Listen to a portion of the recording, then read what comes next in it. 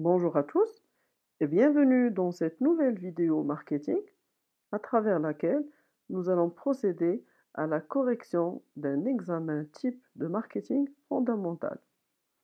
Alors cet examen va comprendre une partie étude de cas.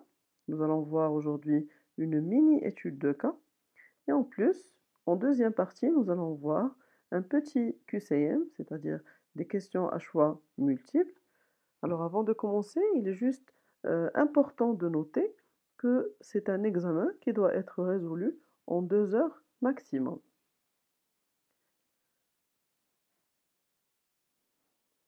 Donc, pour commencer la première partie, on va devoir traiter une mini-étude de cas, comme on l'a déjà dit. Alors, nous avons pris ici le cas de Centrale Danone et son produit YoPro. Alors, on va découvrir plus amplement ce produit à travers un article que j'ai pu extraire du site mediamarketing.ma. D'ailleurs, je vous encourage vivement à visiter ce genre de site car ils sont très très riches en articles en tout ce qui concerne le marketing et le management. Donc, on va prendre le temps de bien lire ensemble le texte pour passer par la suite, bien sûr, au travail à faire. Donc, je vais procéder à la lecture et vous pourrez bien sûr suivre avec moi. Alors, la centrale Danone, qui a été touchée par le boycott depuis avril 2018, reste l'une des marques pionnières de l'industrie laitière. Et elle ne baisse pas les bras en introduisant sur le marché marocain une nouvelle gamme de produits pour les sportifs, YoPro. Milkshake protéiné, qui porte le nom de YoPro, est fabriqué à base de lait écrémé, 0% de sucre ajouté et 0% de matière grasse. Ce petit accompagnateur des sportifs répondra à leurs besoins avec un apport énergétique de 25 grammes de protéines. Il est disponible sur le marché marocain au prix de 9 dirhams. Pour viraliser ce nouveau-né de la centrale Danone, YoPro a installé son stand lors de l'événement Moroccan Throwdown, qui est la première compétition internationale de fitness fonctionnel en Afrique du Nord. Le milkshake ultra-protéiné ne s'est pas arrêté là et a lancé sa vidéo promotionnelle Bin Jehdek, sur laquelle plusieurs influenceurs figurent. Harakat Sow, Sally Leslie, Ahlam Zaimi, Ki Chow, Asil Amour, Othman Idrissi, etc. Sous le hashtag Jehdi Randiro. La nouvelle boisson protéinée reçoit déjà des retours positifs de la part des internautes marocains.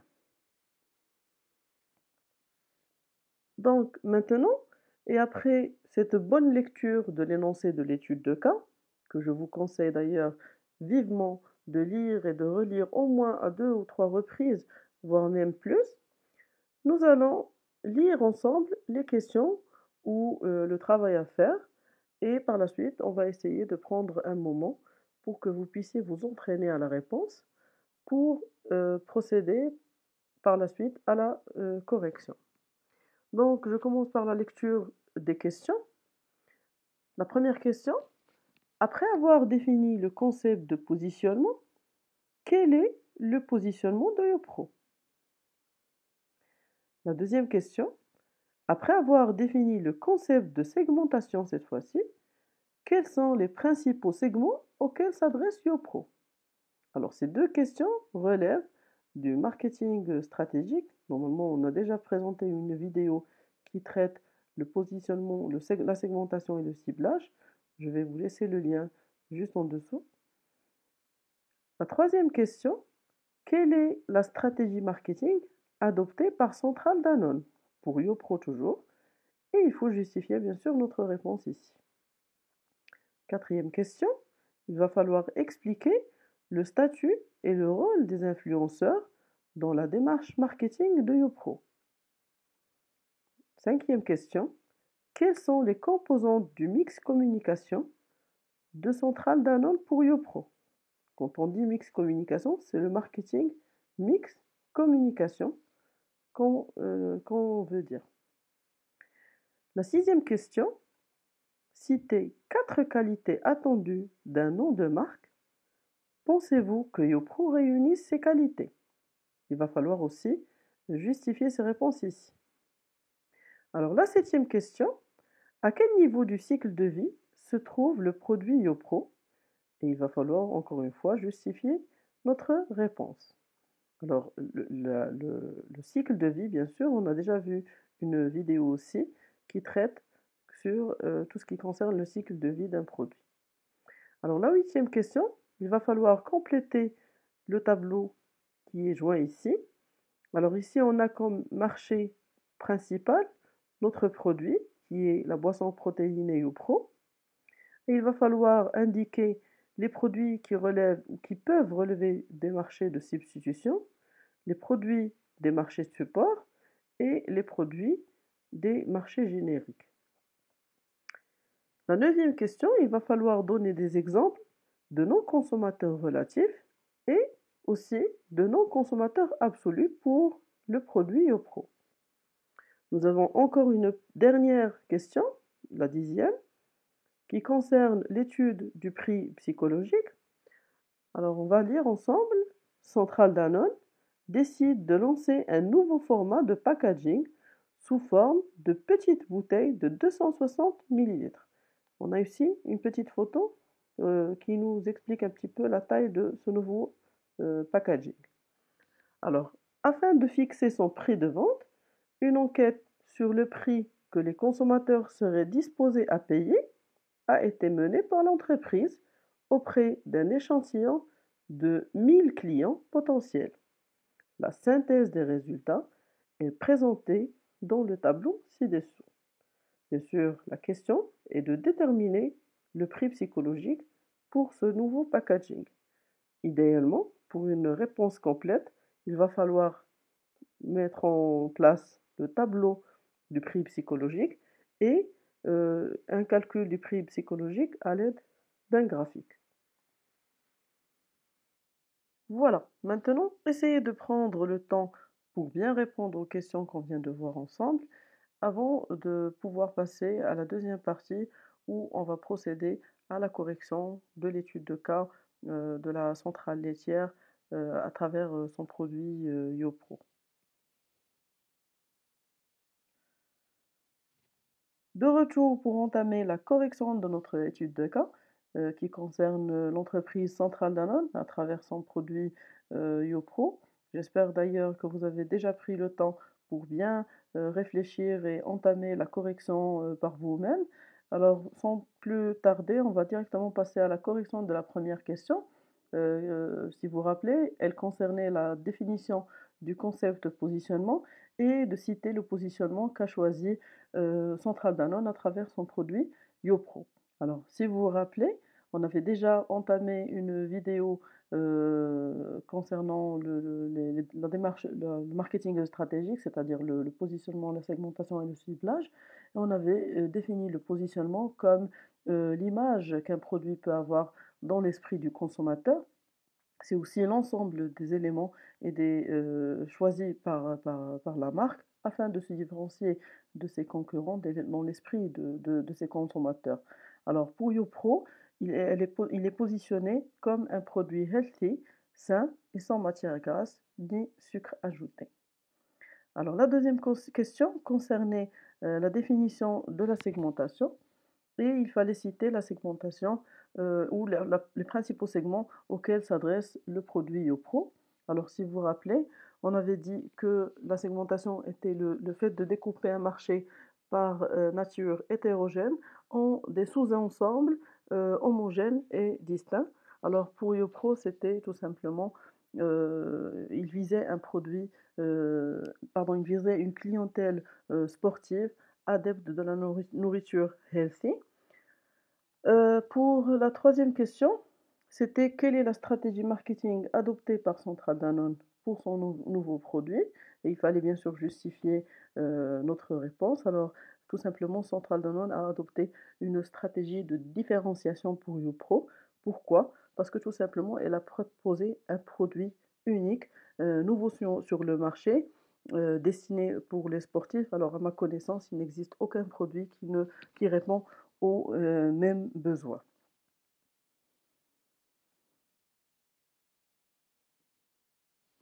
Donc, passons maintenant à la quatrième question.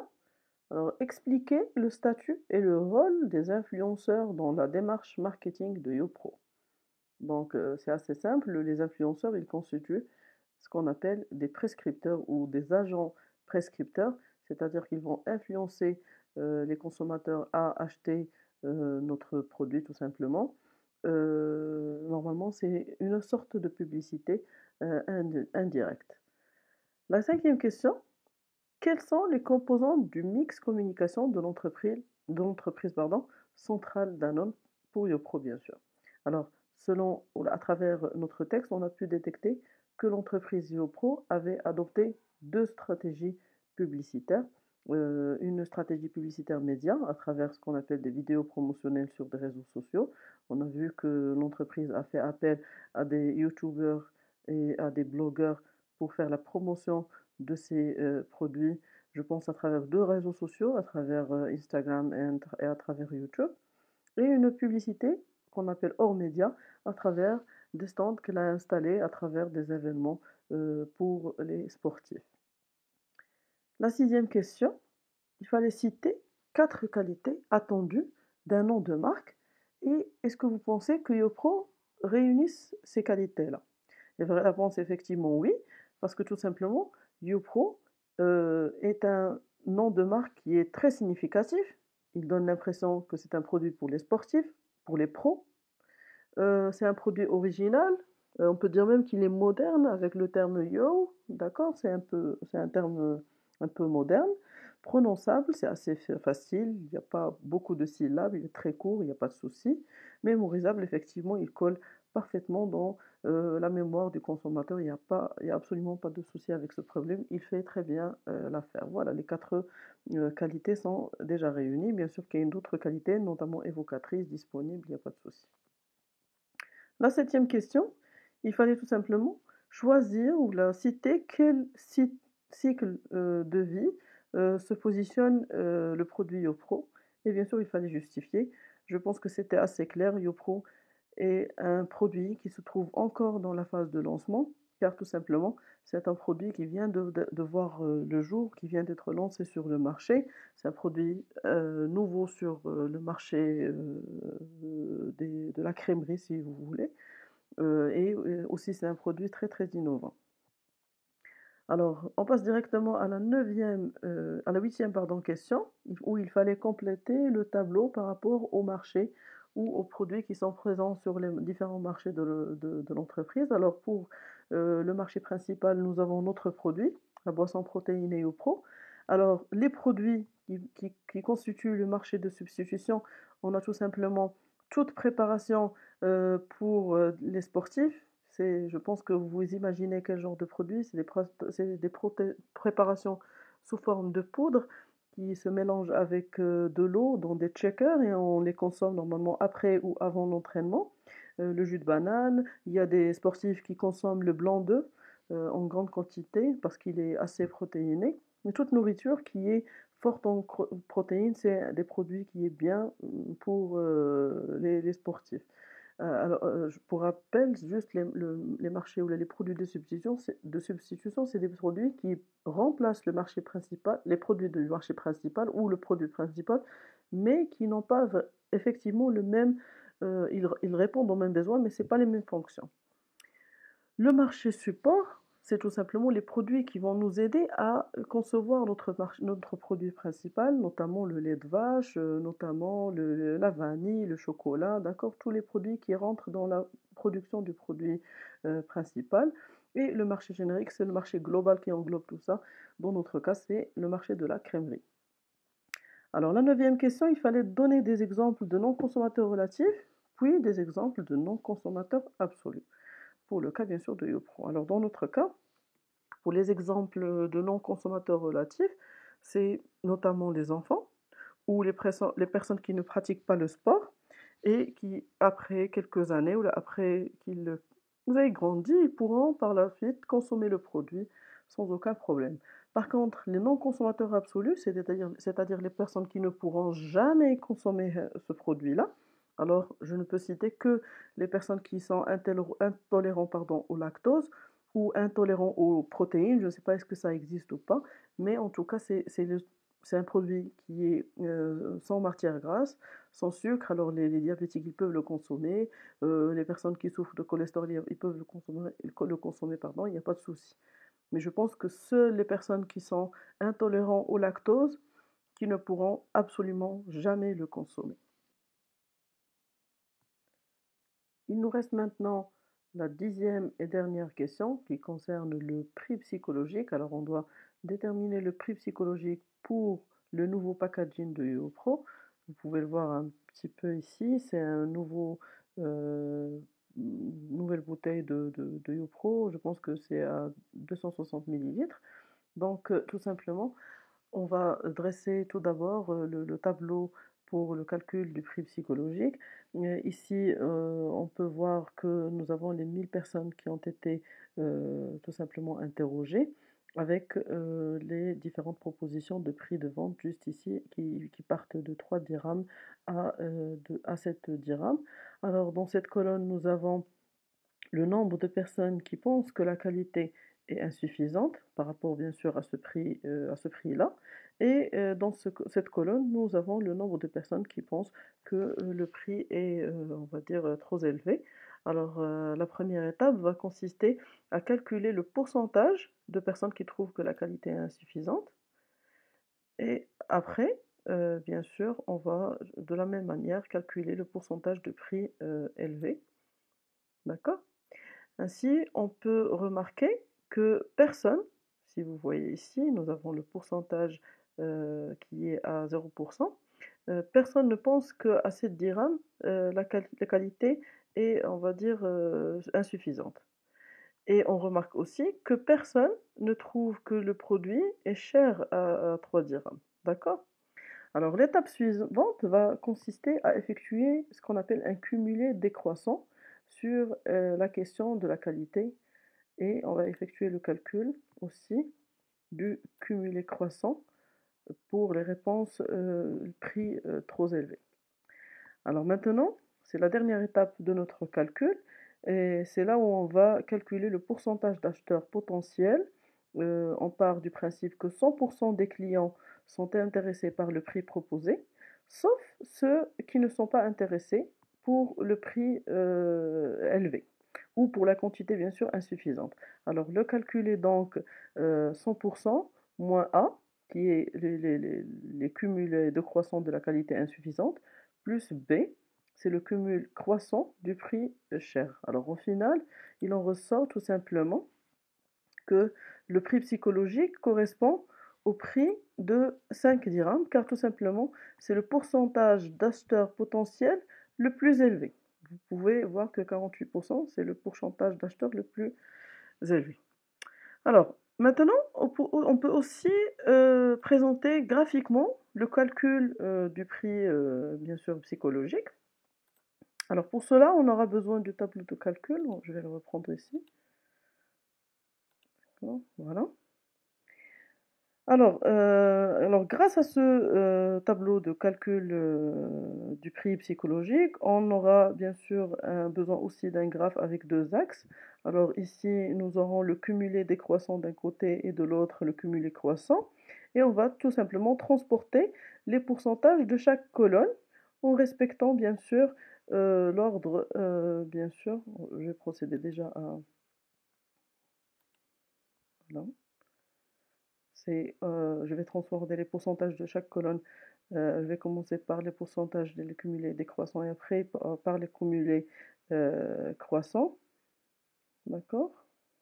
Et ici, on peut remarquer que la zone qui va être formée entre ces deux courbes, c'est ce qu'on appelle la zone d'acceptabilité.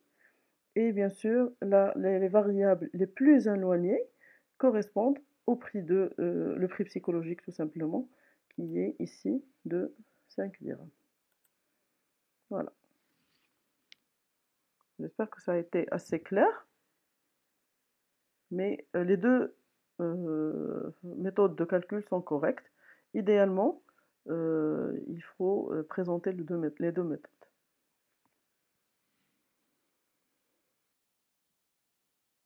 Passons maintenant à notre deuxième partie de correction de l'examen de marketing fondamental.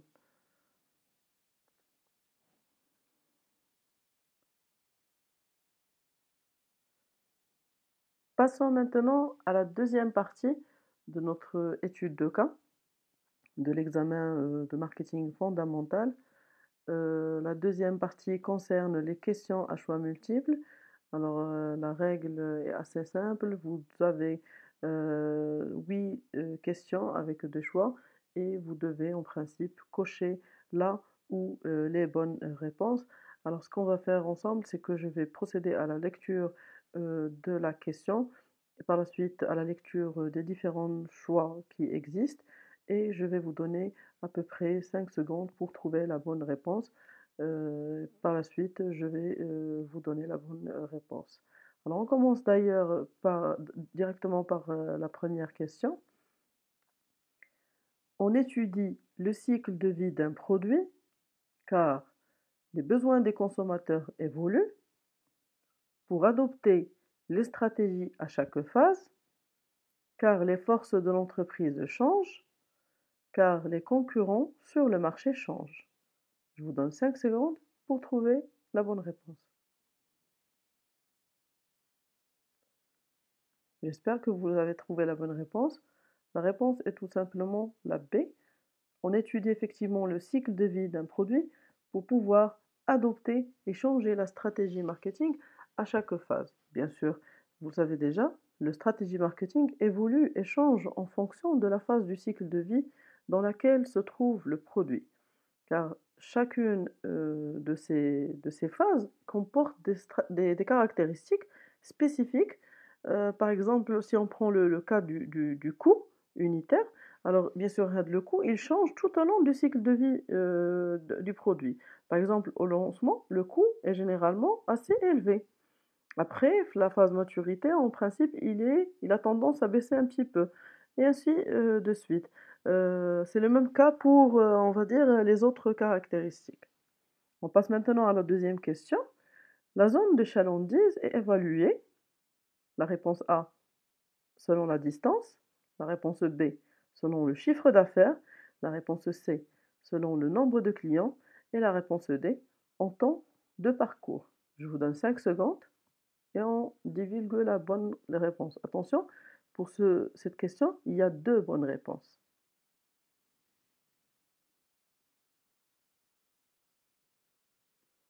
En effet, la zone de chalandise est évaluée selon la distance, mais aussi selon le temps de parcours.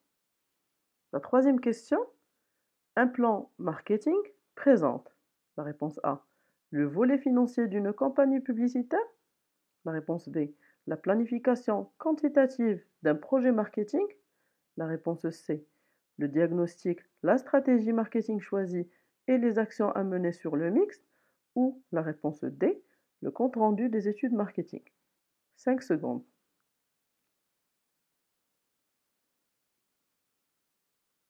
En effet, le plan marketing représente tout simplement la démarche marketing qu'on a vue ensemble dans notre cours. Il y a une vidéo spécialement dédiée à ce concept de stratégie marketing qui englobe tout simplement l'étape diagnostic, l'étape stratégie où on devra voir quelles sont nos cibles, la segmentation et notre positionnement marketing, et par la suite où on va venir et choisir les actions opérationnelles qu'on doit mener à travers notre mix marketing ou à travers les 4 P. La question numéro 4, c'est une étude de pratique, c'est une question pratique. Alors, la marque Bic commercialise des stylos, des rasoirs, des briquets. De quel type de marque s'agit-il? A. Une marque caution. B. Une marque gamme. C. Une marque ombrelle. D. Une marque produit. Je vous donne 5 secondes pour trouver la bonne réponse. En effet, la bonne réponse est une marque ombrelle.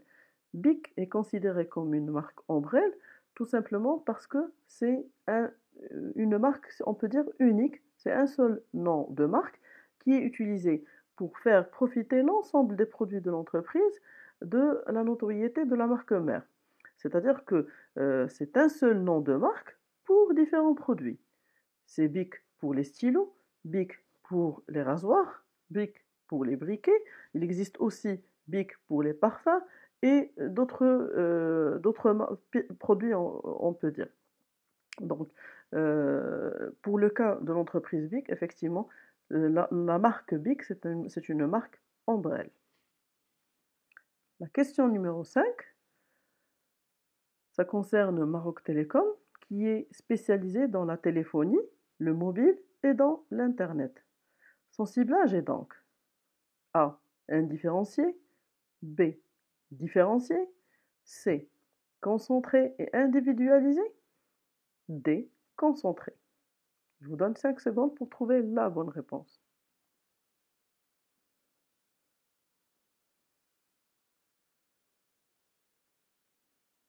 Effectivement, le ciblage de Maroc Télécom est bel et bien différencié, tout simplement car l'entreprise a choisi de couvrir la totalité du marché en proposant des produits différents et adaptés pour chaque segment. La question 6, pardon. Les différents modèles 208, 207 de la gamme de véhicules Peugeot caractérisent A. La largeur de la gamme, B. La profondeur de la gamme, C. La longueur de la gamme ou D. La hauteur de la gamme. Je vous donne 5 secondes pour trouver la bonne réponse.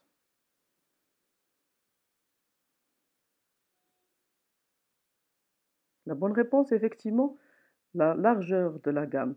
Effectivement, c'est plusieurs modèles dans la même gamme. La question numéro 7. Comment caractériser une stratégie différenciée? A. C'est un prix aligné avec ceux de la concurrence. B. Prix aligné avec ceux du leader du marché. C. Prix différent en fonction du segment de clients. Et D. Prix moins élevé que ceux de la concurrence. Je vous donne 5 secondes pour trouver la bonne réponse. La bonne réponse est tout simplement la C. En effet, on peut caractériser une stratégie différenciée tout simplement à travers un prix qui est différent des prix proposés par les autres concurrents. Et c'est des prix qui sont différents en fonction du segment de la clientèle choisie. La question numéro 8 concerne la partie communication ou le mix communication. C'est par rapport au feedback. Le feedback correspond à la relation A. Du destinataire vers l'émetteur, de l'émetteur vers le destinataire. La relation, elle est double entre l'émetteur et le destinataire, ou la réponse D, entre tous les éléments du processus de communication. Je vous donne 5 secondes pour trouver la bonne réponse. Effectivement, le feedback, correspond à la relation du destinataire vers l'émetteur. Vous pouvez vérifier ça à travers le schéma de communication. Mais en tout cas, la bonne réponse, c'est la réponse A. Nous arrivons à la fin de cette capsule vidéo. Pour vos questions, n'hésitez pas à me laisser des commentaires sous la vidéo et à faire part de vos avis et suggestions. Je vous remercie pour votre attention et à la prochaine capsule.